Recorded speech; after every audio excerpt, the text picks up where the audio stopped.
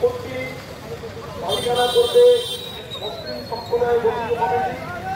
আমরা দেখলাম হঠাৎ করে কেন্দ্রীয় সরকার বিজেপি সরকার মুসলিমদের যে সম্পত্তি আছে, খুব বেশি সম্পত্তি নেই, সারা ভারতবর্ষে 9 লক্ষ সামথিং একর সম্পত্তি আছে, এই অভাব সম্পত্তি।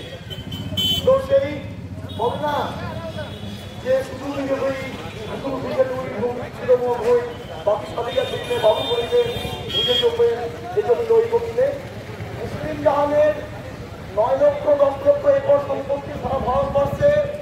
এই সম্পত্তিতে এই সম্পত্তি গোরস্থান, এই সম্পত্তিতে শুধু গোরস্থান ঈদগাহ নয়, পশ্চিমবঙ্গের বিধানসভা ভবন সেটাও ওয়াকফ সম্পত্তির উপর দাঁড়িয়ে আছে। এইরকম টিপু সুলতান মসজিদ থেকে নাখোদা মসজিদ, এইরকম বিখ্যাত বিখ্যাত জায়গা সেই ওয়াকফ সম্পত্তির উপরই রয়েছে। বিজেপি সরকার বলল মুসলিম জাহানের নিজস্ব কোনো সম্পত্তি থাকবে না, অথচ অত্যন্ত দুঃখের হলো সত্যি যে শুধু কর্ণাটক, তামিলনাড়ু, তেলেঙ্গানায় যে হিন্দু যে সোসাইটিগুলো আছে, যে বিভিন্ন পরিষদগুলো আছে, এই 3টি রাজ্যে তাদের হাতে 10 লক্ষ একরের বেশি সম্পত্তি আছে।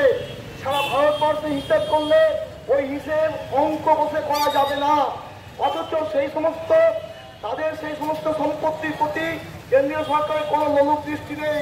তারা সেই সম্পত্তি বহল তবিয়তে রাখতে পারবে, কিন্তু সারা ভারতে মুসলিম জাহান যে সম্পত্তি 100 বছরের সম্পত্তি ওয়াকফ সম্পত্তির, সেই সম্পত্তির মাথায় এখন কে বসবেন? মুসলিম কোন প্রতিনিধি বসতে পারে না বসতে পারে। সেই সংশোধনী বিলের মধ্য দিয়ে ওয়াকফ সম্পত্তি কেন্দ্রীয় সরকার অধিগ্রহণ করতে পারে। সেই বিলের মধ্য দিয়ে ওয়াকফ সম্পত্তির মাথায় একজন নন মুসলিম আধিকারিক বসতে পারে, অর্থাৎ সেই আধিকারিকের মধ্য দিয়ে তার কলমের খোঁচায় সে ওয়াকফ সম্পত্তি কেন্দ্রীয় সরকার হস্তগত করতে পারে। তারই প্রতিবাদে ভারতবর্ষে আমাদের প্রতিবাদ আন্দোলন চলছে।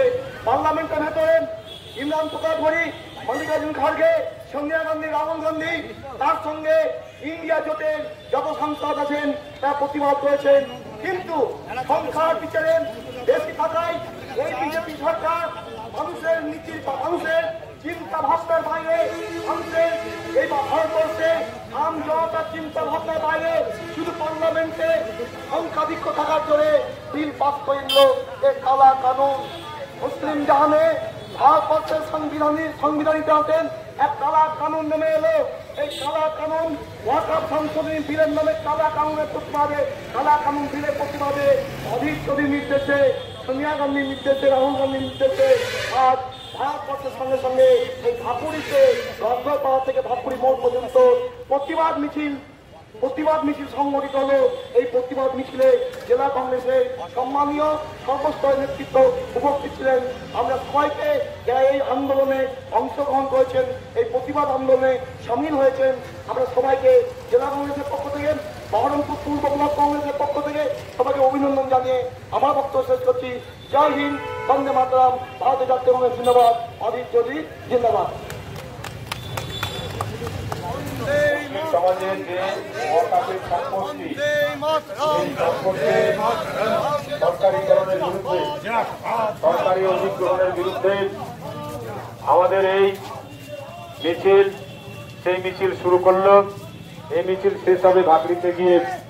তাই এলাকার সুধী জনগণ কেন্দ্রীয় সরকারের যে ওয়াকফ বিল, যে মুসলিম বিরোধী, মুসলিমদের সয় সম্পত্তিকে প্রয়োগ করার যে আইন তিনি বানিয়েছেন এবং